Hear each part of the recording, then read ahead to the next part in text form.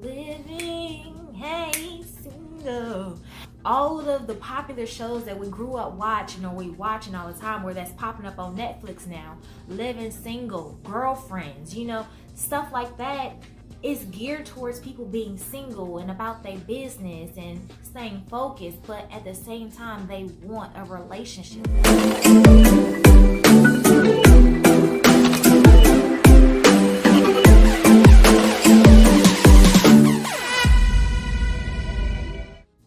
Hey guys, welcome to another amazing episode of Now This Is What They Not Telling You. Take the Wheel Tuesday edition. Where today, Chickadee, I got something to say because I've been in my feelings all day.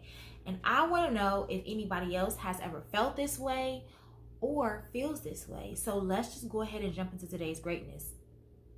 Yes, always greatness, but we're going to get into it. So let's go ahead. So like I said, I've been thinking, and as always, my episodes are inspired by either somebody or something. And today it was inspired by myself. And we're going to be talking about the state of being alone versus feeling lonely. And I know we've heard this concept before, but I'm going to talk about it. So let me give you a background. So today I woke up and it was raining. It was cloudy, it was gloomy, and I was just like, I'm gonna just sleep in. It's my day off, get some rest, catch up on my shows, watch a movie, drink some wine, just have a chill day. But around 1, 2 o'clock, the sun started coming out. And I'm a person where I love daylight. I love opening up my blinds, letting the sun come through my apartment. I love being outside when it's nice, go on a nice trail, go to the lake, be outside and enjoy just the day, be active.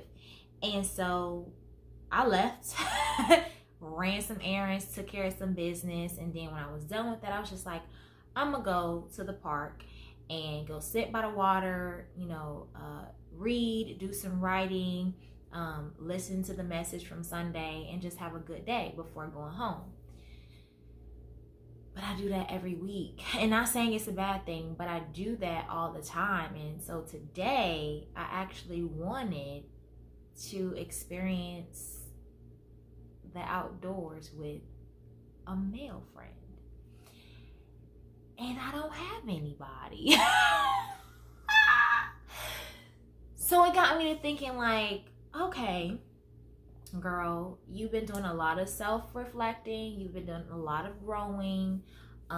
You have healed. You have gained a different level of self-love. Like I said before, there's levels to self-love. And I'm on a different level of self-love. I'm at a different level of peace. A lot of things have changed for me. A lot of things are coming into perspective for me. Things are just enhancing. And I have come to realize that I am ready to start dating again. But then sometimes I feel like I'm not ready to date because I don't want that to become a distraction. And me being distracted will prevent me from hearing my assignment, from me growing in areas of my success or, whatever it is. Because when I get in a relationship, I love hard.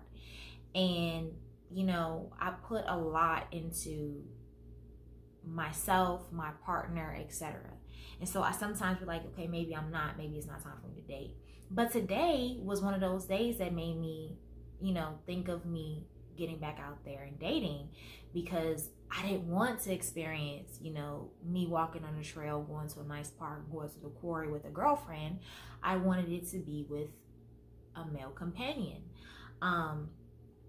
And I didn't have that. So I was like, okay, girl, do you enjoy yourself, enjoy your day, yada, yada, yada. So when I went home, I was like, okay, I'm going to pour me a glass of wine, catch up on my shows, eat some good food, make my day go by a little bit more mellow.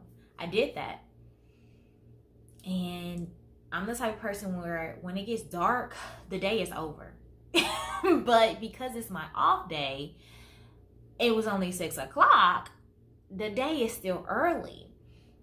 But when it gets dark, I feel like my brain shuts down and I just feel like the day's over, but it's not. And I work a weird schedule. I work Wednesday through Saturday, 2 p.m. to 12:30 a.m.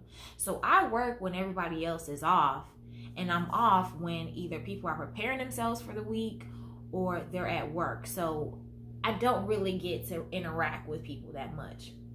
So I've definitely learned how to be okay with being alone and enjoying my, my own me time. So once I got home and I ate and I poured my wine and, played my shows and stuff like that, I was just like, okay, let me set a vibe, let me get myself in the mood. So I light my fireplace, I turned on my twinkle lights, turned on a good movie, and I was just like, dang, this is a legit vibe. Like, this would be perfect, to just have a bae and just cuddle. And I'm like, Shanta, why you keep thinking about this stuff? Like, girl, you ain't got nobody, you ain't got no prospects, stop it. Stop thinking about that, because you're not going to do anything but make yourself even more disappointed or hurt or irritated or whatever it is. But then I was thinking, like, why do we feel guilty for the way we feel? Especially when it comes down to like companionship or partnership or dating or love, especially when we're single. I am here for growing in your singleness, being involved in your singleness. I have done that. I've been doing that and I'm still doing that.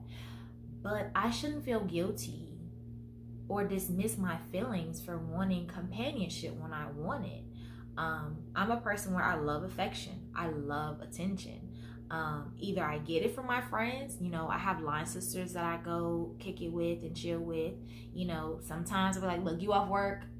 I'm off, I'm coming over. I love being around other people, but I also love being home by myself and doing absolutely nothing. But then there are times where I don't want to be with a girlfriend. I want to be with a male partner, get that extra attention that a woman can't give me. So in thinking about it, I kind of forced myself to not think about it. And then I was thinking, why am I telling myself not to think that way, not to feel? Why am I feeling guilty for wanting the things that I want? And then I thought about it. Society make you feel that way, or people that you are close to will make you feel that way. So for example, my mom and I were really close.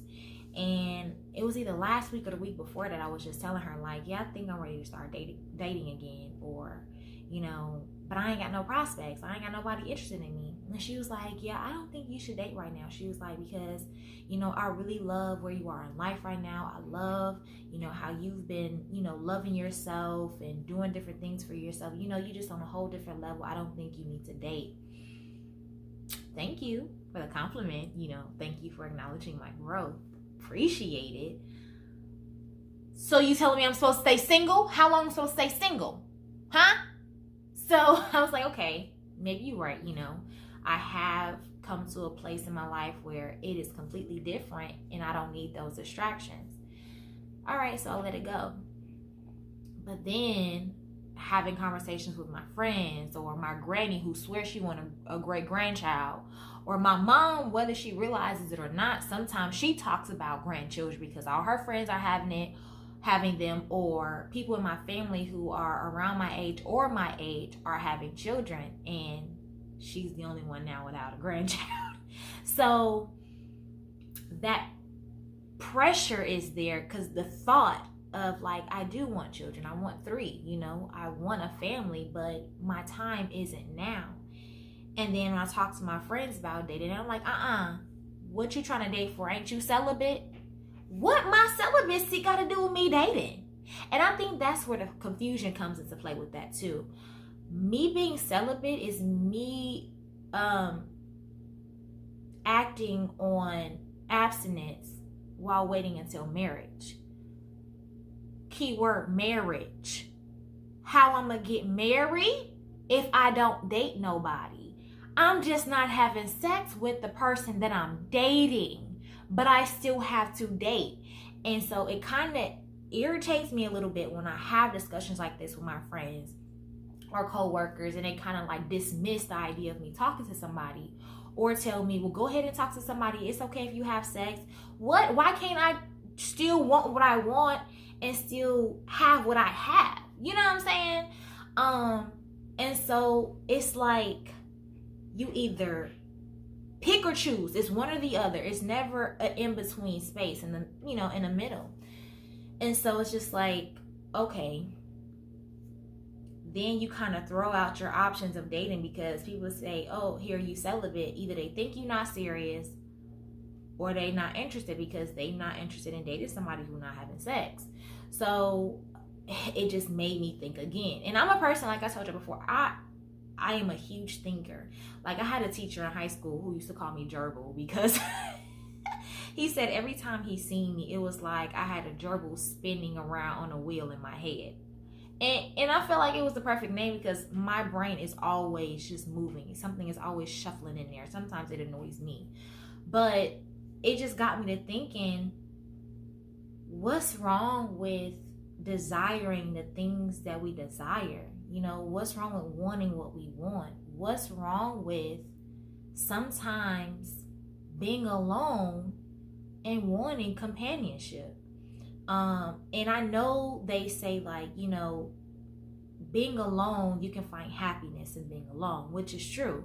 Because like I said, in the time of me being single, in the time of me enjoying and growing in my singleness, I have found joy in it. A lot of good things have come out of it. I can use my me days as time to, gain peace of mind and ease of different things, and gain clarity in different areas, or gain knowledge in certain things that I'm supposed to gain knowledge in, have peace in areas that I'm supposed to have peace in, find different things that I'm attracted to or interested in, or new hobbies. And you can turn a bad day into a good day depending on how you see that day. But oftentimes people make you feel bad for wanting something extra while being alone.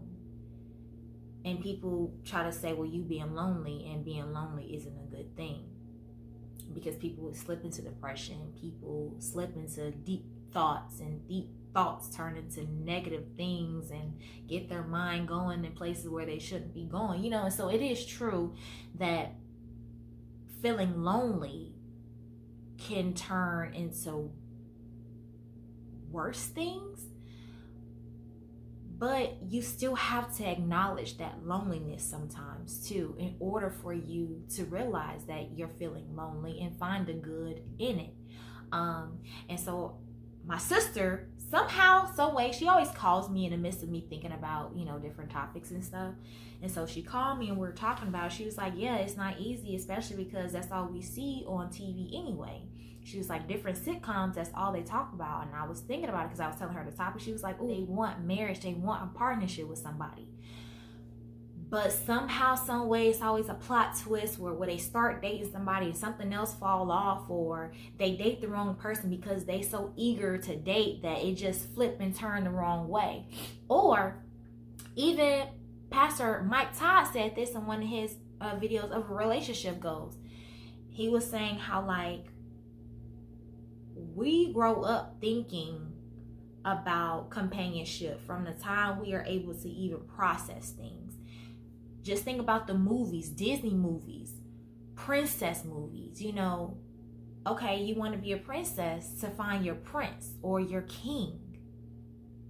That's the husband. You want a relationship to eventually have a family. You know what I'm saying? So we grow up watching stuff like Princess and the Frog, Cinderella, or other kid shows. Even when we were like teenagers and stuff, me, or in middle school, Sister, That's So Raven was my show, okay? In high school, we got a crush on the finest boy in school. Okay, we trying to get him to notice us. You know what I'm saying? That's going to be our boyfriend. We want a boyfriend, because we see it all the time. All the movies and shows that we watch, that's what they do in high school. So that's what we feel like we're supposed to do. when we get older, we watch stuff like everybody love Martin. Everybody want a Gina and Martin relationship. You know what I'm saying? We grow up watching these different shows and seeing people have prosperous relationships or fun relationships or exciting relationships that we want those things. We see it all the time, everywhere we go. Social media, people posting they boyfriends, they girlfriends, holding hands, even if they don't want you to see who they man or they woman is. They put in a picture of them holding hands together and that's that. But you see it all the time. You're constantly reminded about companionship in some form, you know? We got holidays geared towards it. Valentine's Day, Sweetie's Day. You know, it's like we can't get away from it. So we're going to want it. And then too, we are meant to reproduce. In order to reproduce, you got to have a partner. Well, not necessarily, because there are ways to, you know, reproduce without having necessarily a partner, but we still need, anyway. So yeah, I just wanted to know if anybody has ever felt guilty for feeling alone or felt guilty for wanting companionship while still growing in all areas of their lives. You know, people try to tell you when it's an acceptable time for you to date, or for you to move on, or for you to, you know, do this and that. People always trying to tell you your time frame. I understand that you've experienced it and it may have worked for you this way or it may not have worked for you this way, but that doesn't necessarily mean that your experience is going to be my experience.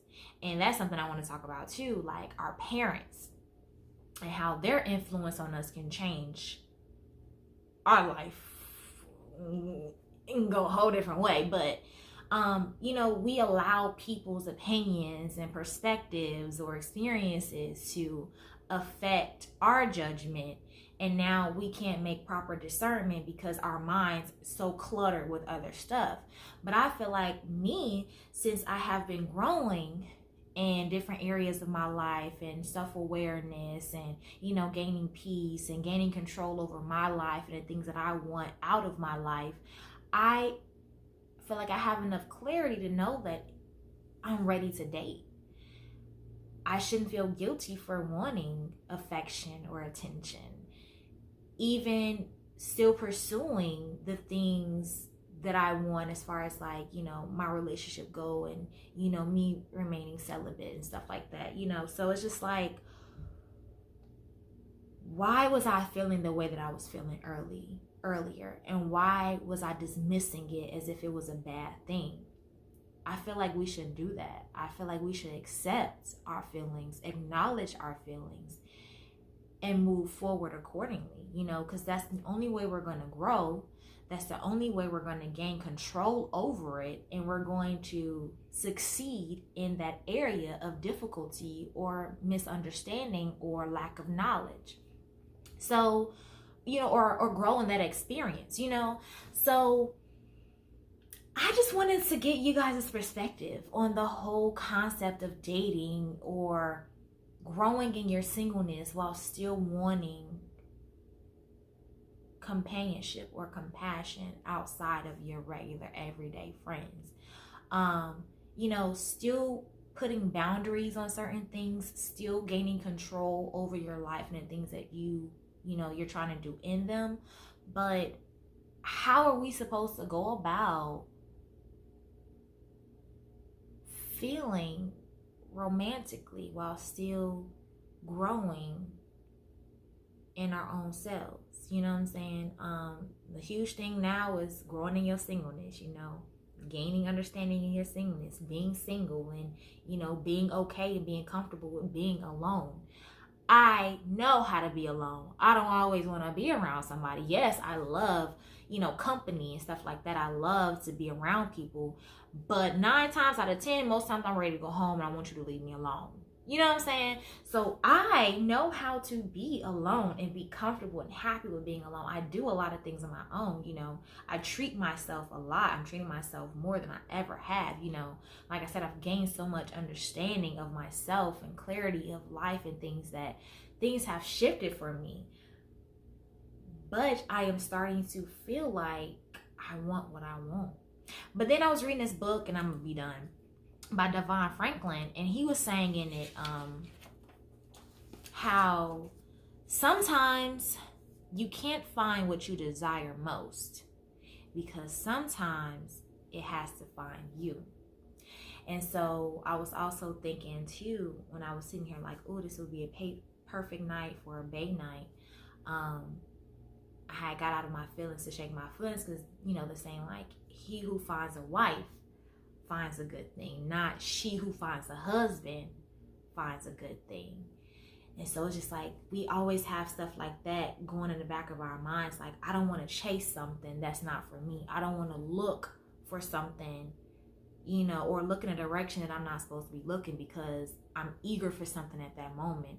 You know, I'm seeking more towards my instant gratification and not thinking about the long-term effects of my instant gratification desires, or instantly gratified desires. So I have to remind myself, like, okay, when the time comes, the time will come. You know, continue to enjoy, you know, my singleness, but don't dismiss my feelings of wanting companionship. You know, it's just going to continue to prepare me for that time when my partner does come. You know, me not ignoring it will allow me to see things differently, you know, understand things differently, gain knowledge, talk to people, read something new, you know, familiarize myself with things differently that I was oblivious or ignorant to before. So again, when that time comes, I'm ready. I'm prepared. I did all the preparation. So now, baby, come my way. But I feel like we need to find a balance. And sometimes I think right now I'm just trying to find that balance, you know, not being eager and just jumping on my feelings and just going to find the first thing available. I mean, I will never do that. But being okay with acknowledging it and growing in it and understanding it, and just, I guess, using this concept that the things that you want most, you can't find. You have to let it find you. And that's not just with relationships. That's with, you know, your purpose in life. That's with your success. That's with everything that you can relate to in your life, you know, just period. So, that's all. I had wrote down some things of like pros of, you know, being alone sometimes or being single. And I wrote down, and some of this came from Devon Franklin, like, you gain greater wisdom, you know, you gain discernment, you gain self-awareness, compassion, empathy, love for life, patience, obedience. You know, you're free to be yourself. You gain control over your life and the things that you want out of life or in life. You know, you make peace with your past. And I think that's a really good thing. It says, Devon Franklin said this, he said, you have a home within a home. And I was like, wow, sometimes being alone, your home become more than just a house or a place of living. You know, home becomes home because that is your place of peace. That is your place of clarity. That is your place of refuge. That is your place of whatever you make it. And it is whatever you make it because you had that time to make it that way. I mean, and there's, you know, long-term effects of, you know, being alone sometimes, and it can be a good thing as long as you make it a good thing.